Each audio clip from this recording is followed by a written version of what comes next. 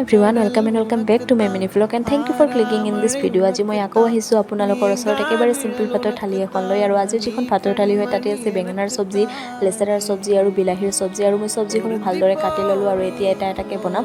তাৰ কাৰণে মই প্ৰথমে গেছটো জ্বলাই লৈ কেনে কেৰাহী এখন দি দিলো আৰু কেৰাহীত তেল অকণমান দি কেনে তেলখিনি গৰম হ'বৰ কাৰণে দি দিলো আৰু তেলখিনি গৰম হৈ যোৱা তাতে পিয়াজখিনি দি দিলো তাৰ পিছতে বেঙেনাখিনিও দি দিলো আৰু এইপিনে বেলেগ এখন কেৰাহীত মই তেল অকণমান দি কেনে তাত পিয়াজখিনি দি দিলো আৰু এতিয়া বিলাহীখিনিও দি দিলো।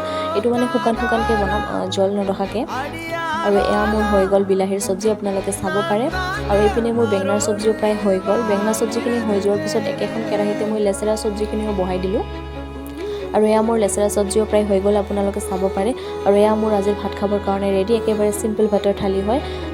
লেছেৰা আৰু আলু ভাজি, বিলাহী ভাজি আৰু বেঙেনা আৰু আলু ভাজি, খিৰা সালাড আৰু লেবু। এতিয়া মই ভাতখিনি খাই লওঁ। আজিলৈ ইমানেই। ভিডিঅ'টো শেষলৈকে চোৱাৰ কাৰণে থেংক ইউ, বাই।